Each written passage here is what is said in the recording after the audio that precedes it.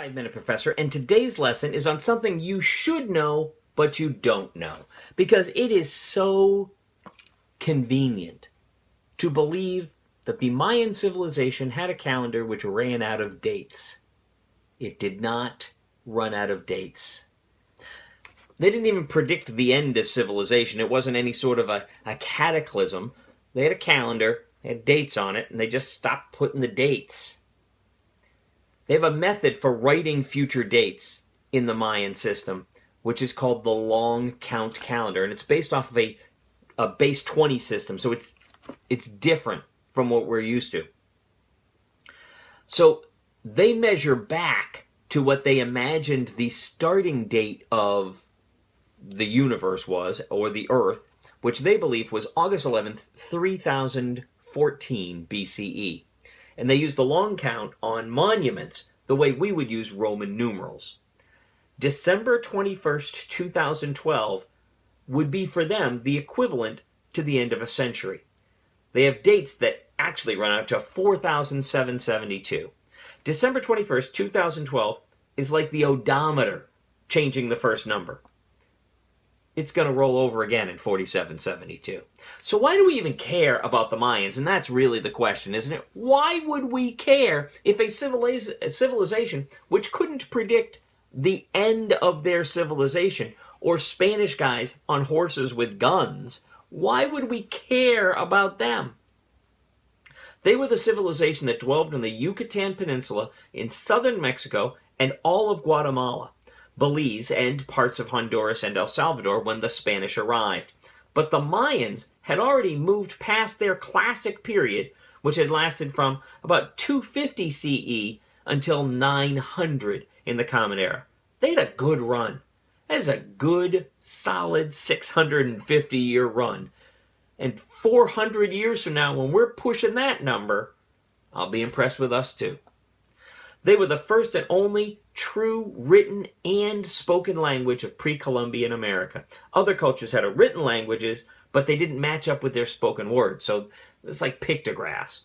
Mayans are known to us from the Aztec words for land of red and black, because they used black ink with red accents in their writing. At the peak of the Mayan culture, they built step pyramids with temples on the top. Mayan culture developed sophisticated mathematics and astronomical charting without any obvious use of telescopic lenses. Their two calendars were the short count and the long count, and they were both wrong. Short count annual calendar had 365 days, and shorter 260-day calendars made up of 13-day long periods. They were designed to be used interactively with recurring dates happening every 52 years. Death rituals that were included in this culture. Immediate trips to the afterlife were guaranteed for people who died in combat, died in childbirth, or were a human sacrifice. Human sacrifices including a ritual where the heart was pulled out through the abdomen. Suicides were damned to their own version of hell. The Mayans played the Mesoamerican ball game in narrow courts shaped like a capital I. The large solid rubber ball was meant to be kept off the ground using the hips.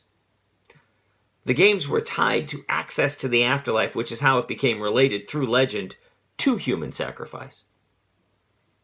Mayans also practiced ritual medicine based off of a belief that sicknesses were caused by evil spirits angered by the sick person's actions. You were actually being punished if you were sick.